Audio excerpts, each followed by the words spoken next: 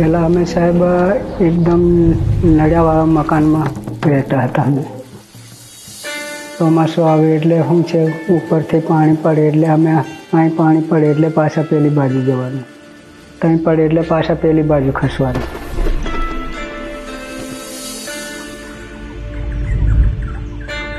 મારું નામ છે હસમુખભાઈ ફુલજીભાઈ ડુંગર ગામ, તાલુકો કવાંટ, જિલ્લો છોટાઉદેપુર.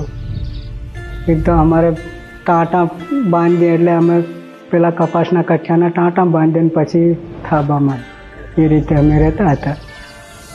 આવા એકદમ ટાંટા ખુલ્લા એટલે અંદર કોઈ બી જનાવર પણ આવીને બેસી જાય છે, પણ એ ભગવાનનું કરવું અમને કોઈ છું નથી. તે ટાઈમે અમારે નીચે ઊંઘવાનું, તે ટાઈમે અમારે લાઇટ હતી કે કંઈ હતું નહીં.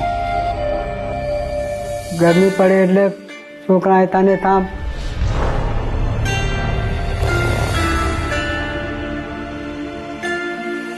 કાચું મકાન હતું. એ ટાઈમે અમારે કોઈ સંડાસ બાથરૂમની કોઈ સગવડ નથી. રાત્રે જવું હોય તો બહુ તકલીફ, 1 કિલોમીટર દૂર જવું પડે. પહેલાં અમે ચૂલામાં ફૂંકીને વધે હળગાવતા હતા, એવી પરિસ્થિતિ હતી. અત્યારે બહુ સારું છે.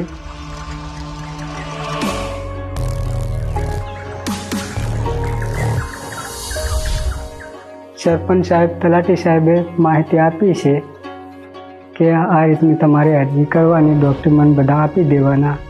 અમે જે ડોક્યુમેન્ટ હતો એ અમે જમા કરાવ્યા છે. એ જમા કરાયા પછી અમને 4 મહિનામાં પેમેન્ટ મળ્યું છે. એનું પહેલો હપ્તો 30નો મળ્યો, બીજો હપ્તો 80નો, ત્રીજો હપ્તો 10નો. પ્રધાનમંત્રી આવાસની સહાય અમને મળી છે. ત્યારે હવે અમારું પાકું મકાન બની ગયું છે. અમે પાકા મકાનમાં રહીએ છીએ. આવાસ મળ્યા પછી પાણી ટપકતું અમારે બિલકુલ બંધ થઈ ગયું છે. હવે અમારે સગવડ પણ ગેસ મળ્યા છે, ને પછી વીજળી મળી છે, સંડાસ બાથરૂમ કર્યા છે. અમારે ગંદકી પણ ઓછી થઈ છે. હવે અમે શાંતિથી રહીએ છીએ.